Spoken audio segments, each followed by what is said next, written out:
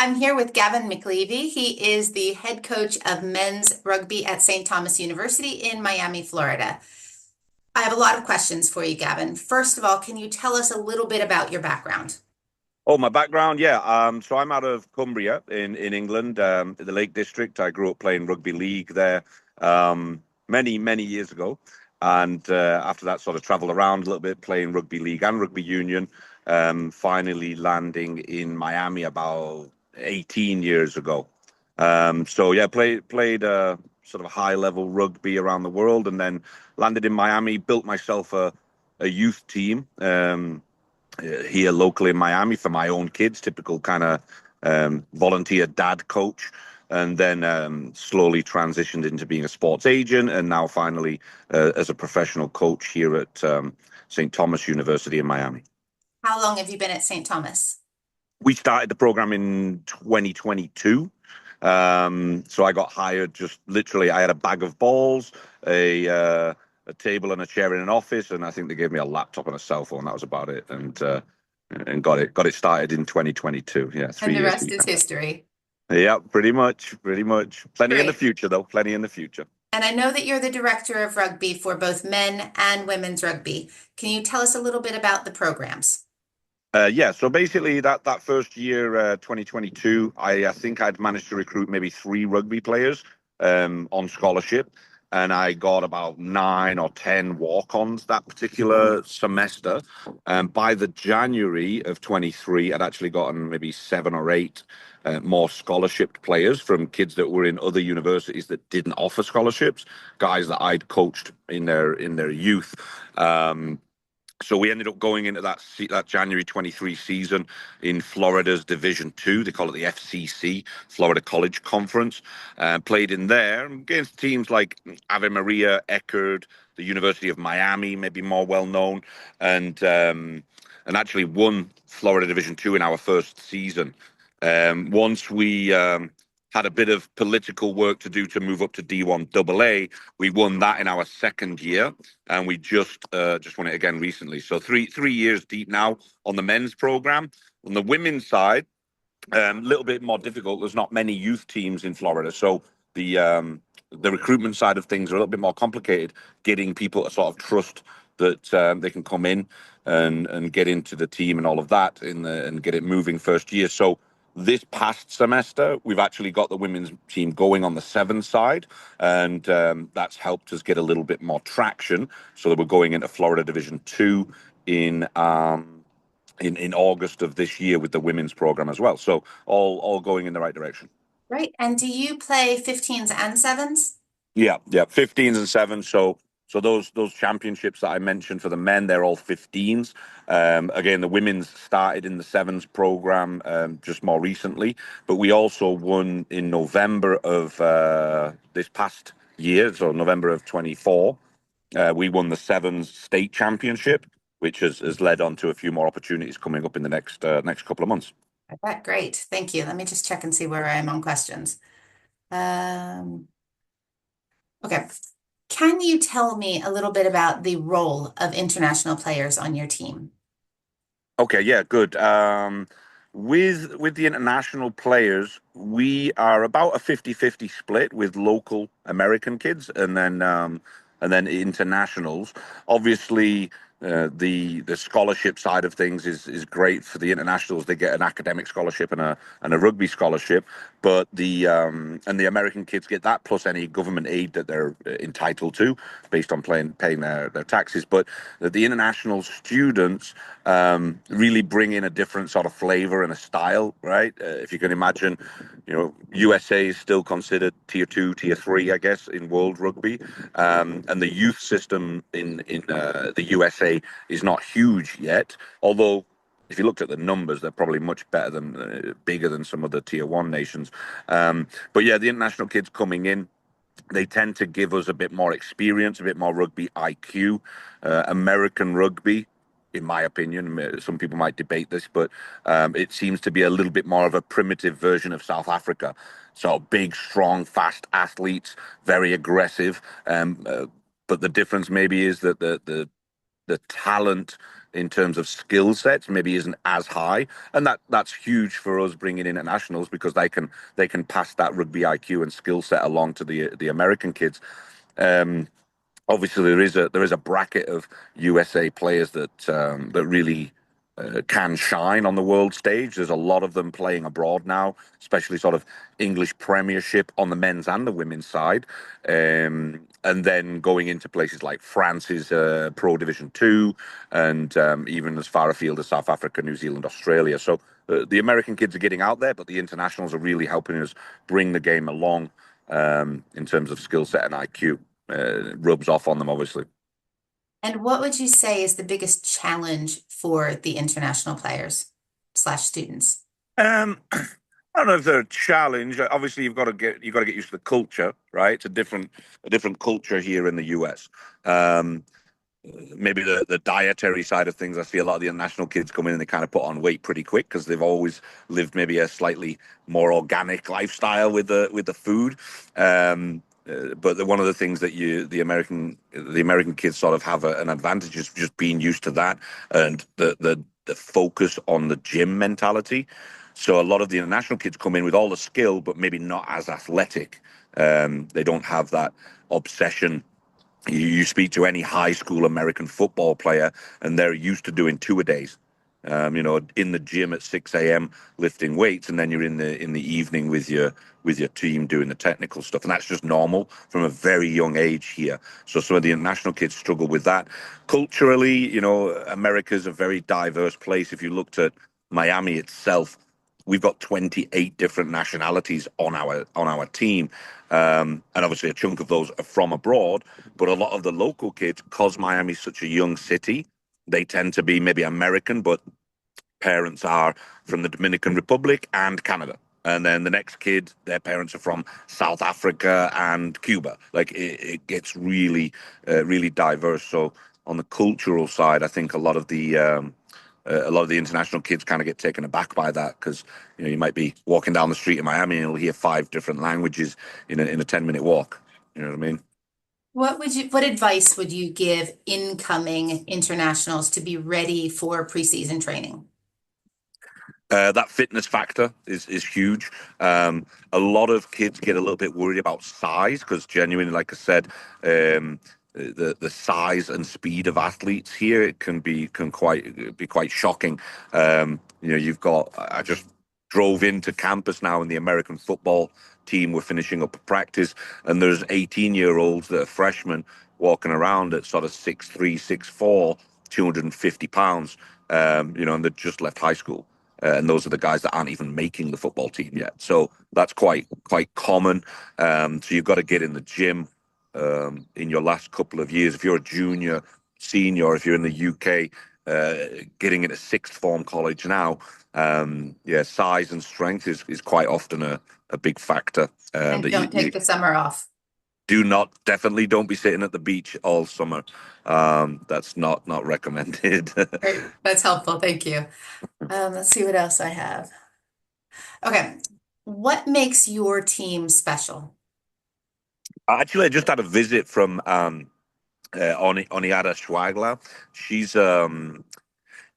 was a prop for Australia's national team. She's now going into coaching. So she spent the weekend with us this past weekend.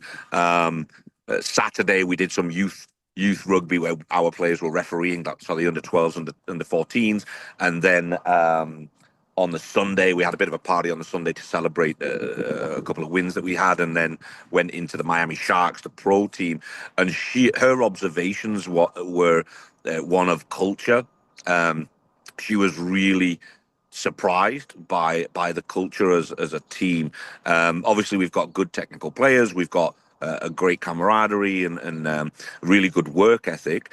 But I think one of the things that she kept mentioning to me is these guys are great. These girls are awesome. What is it we're doing here that keeps them so interested? And then you see, we're having a barbecue before the Sharks game, things like that, and they're just having a good time. We played a bit of cricket right before we did like a lap of honor at the halftime show at the pro game, and the guys prior to the game were playing cricket, having a barbecue, and just having a good time. So I think the guys and girls are really tight knit.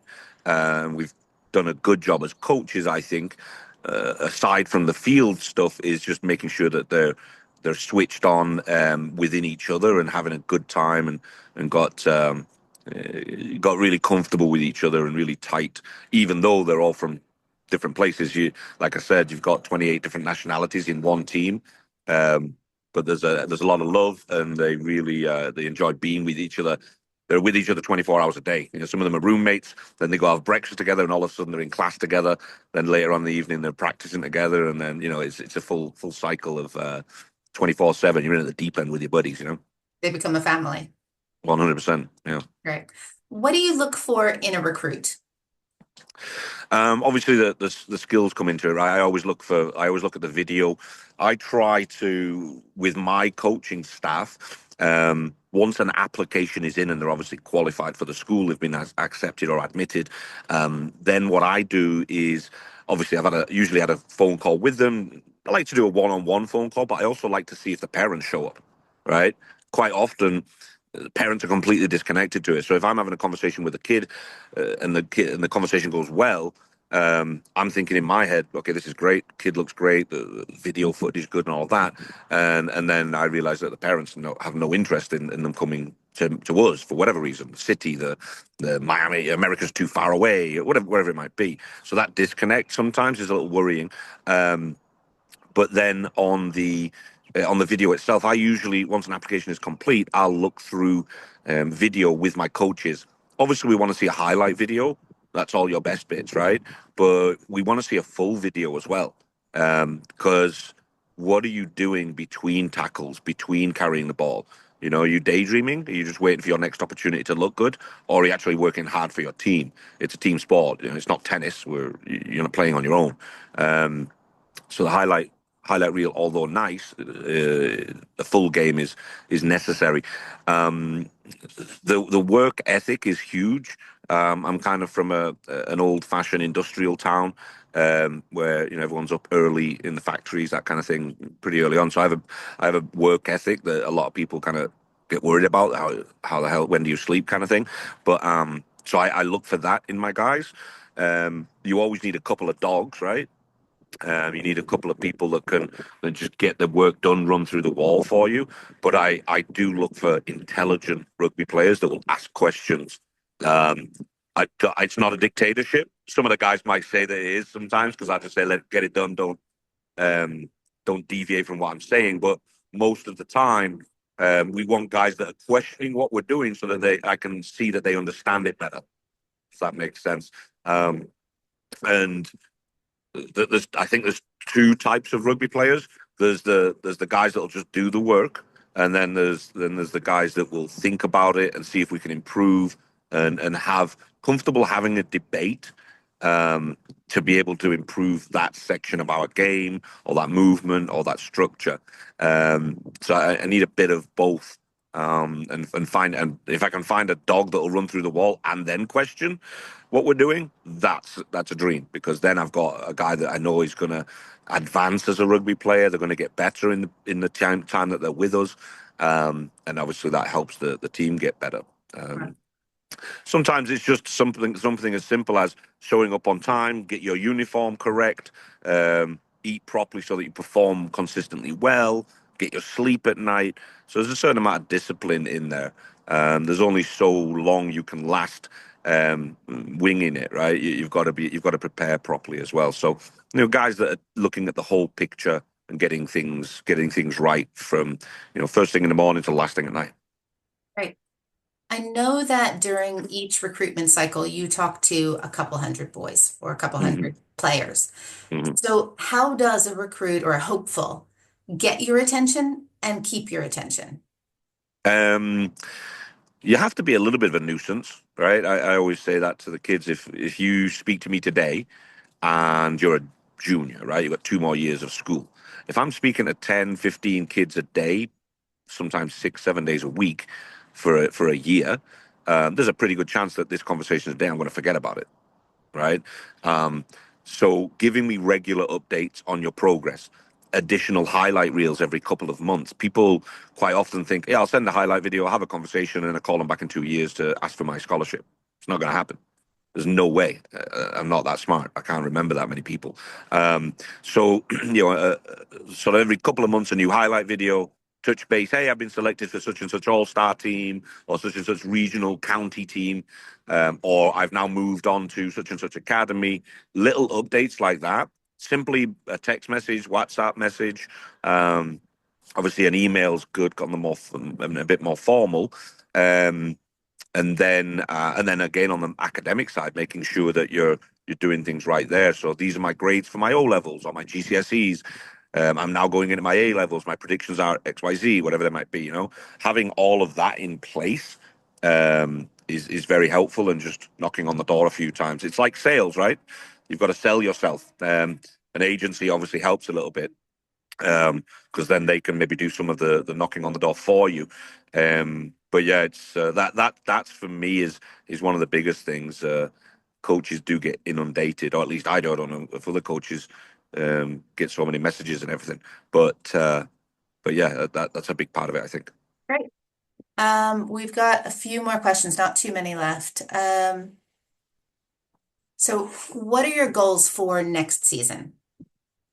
Again, on the women's side, we're getting them into Florida Division Two. That's going to be with the NCR. There's two leagues in the US. There's the CRAA, which is tied to USA Rugby, World Rugby, and then there's the NCR, which is kind of a breakaway league. But they're actually doing a very good job of promoting the game to the sports fan in America. So the women are going to go into NCR Division Two for Florida.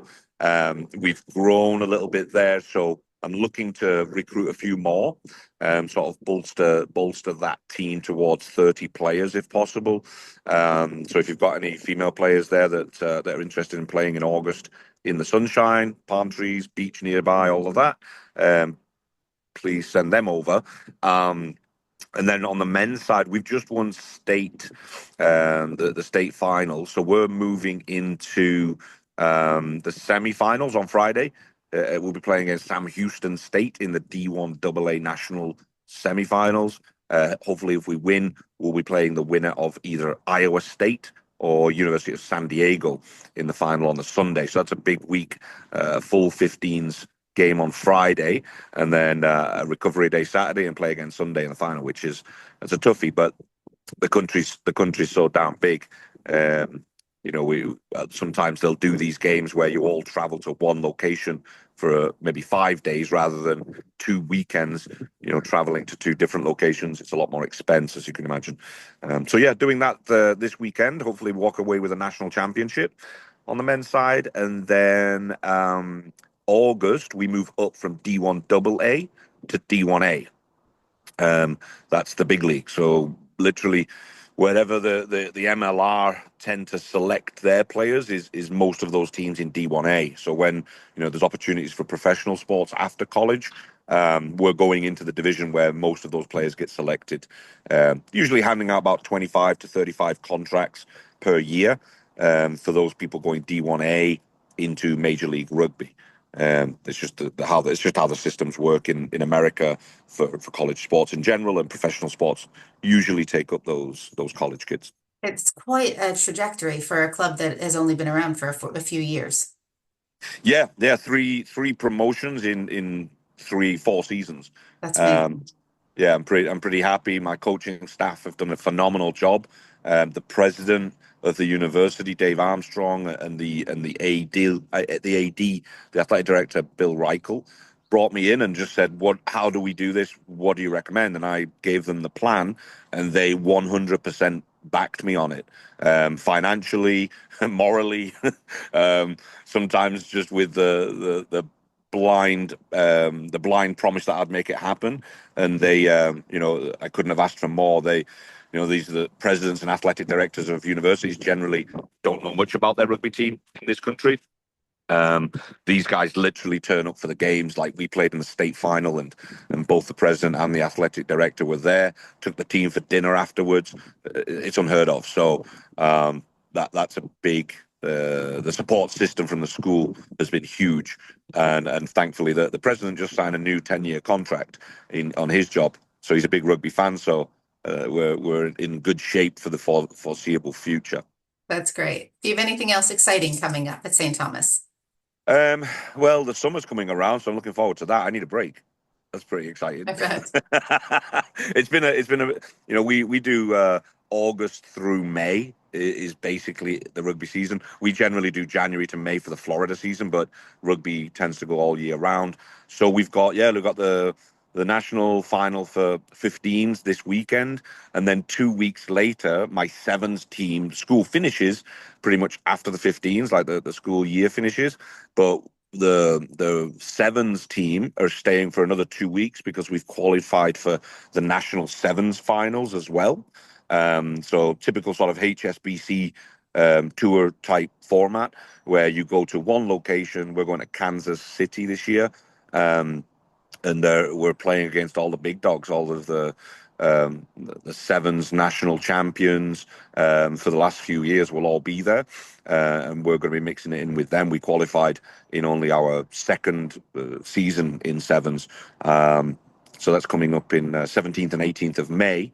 So hopefully we can one of those two national championships. I'd like to come home with at least maybe two would be cherry on the top, I think. That'd be great. And I understand you're doing something special with the All Blacks later this summer.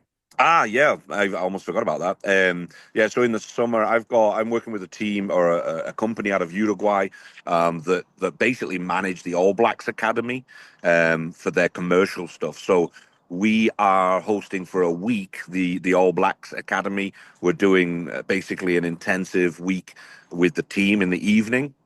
So all my guys are in that. July 29th, I think we start, or 26th, something like that. That last week of July, basically. The team will be working with Aaron Smith, obviously New Zealand scrum half, and he's coaching all of that week. And then we also got the local youth around Florida, and there's people coming from all over the USA to do morning camps with him as well, Monday through Friday that week for the little guys, sort of under 12s, 14s, high school. And again, separating off in the evening for the adults and college kids in the local area. So very excited to be doing that, and honoured really to be asked to host all of that, and obviously gets me some FaceTime with guys that really have played at the top level. So I'll have my notebook out obviously and keep learning. Right, 46 years Right. old, but you got to keep learning. Absolutely. One last question. What do you think makes St. Thomas special? What is it known for? Wow, that's a good one. There's a few highlight areas. So we're a Catholic school. It's a private Catholic school, okay, built in the '60s. So where we're located used to be kind of the middle of nowhere, but as the city grew, it's a very young city. Miami's only 100 years old. So now the city is kind of surrounding the university. So fantastic location. Obviously, we're 10 minutes from Miami Beach, 10 minutes from downtown. The Miami Dolphins used to use our facilities for their practice facility, the American football team in the NFL. 10 minutes from Miami Airport. So location's massive for us, very attractive, obviously. But the school itself, on the academic side, we have a phenomenal business school, which you can hopefully see behind me where I'm taking my coffee break. Gus Machado School of Business, brand new facility here, all touchscreen TVs. There's no chalkboards like back in my day. It's all kind of touchscreen TVs for presenting classes. We don't give you books. You get an iPad, and that's everything's downloadable in there, and you basically manage your school academic life through that. Um, the law school is very well known. There's a lot of very prominent lawyers in the US that came out of this school. The number one sports agency for Major League Baseball came out of this school, and they have an office here now. Soto just signed a $600 million contract for baseball, the biggest baseball contract in history. He works out in our gym. His agent built our weightlifting facility on campus. So yeah, that law school's big for us. We were the first university in America to actually do sports administration as a bachelor's degree. We now do masters and PhDs in sports administration. So that's a big one for us. So over these last 60 years, we've kind of transitioned. We still do theology, and it's still a very traditional Catholic school, but we've transitioned to a very prominent sports school with 32 sports teams on campus. So And we've got the facilities to host all of those teams. We've got more than 1,300 athletes on campus. That gym, that weightlifting facility is busy 6 a.m. till 9 p.m. with teams going in for their lifts back to back. And we've got the strength and conditioning staff to manage all of that as well. So, yeah, there's a lot of areas on the nursing school has grown tremendously. So we do a lot with sports science, nursing, health sciences, pre-med. The business school, the law school I mentioned, cyber security and artificial intelligence are big parts of the campus now as well, where you can study that in different formats. So yeah, all around a pretty good school. I couldn't define one area. It's got a lot going for it. That's fine. Thank you. Thank you so much for your time, Gavin. I really appreciate your help today. Absolutely, my pleasure. Anytime.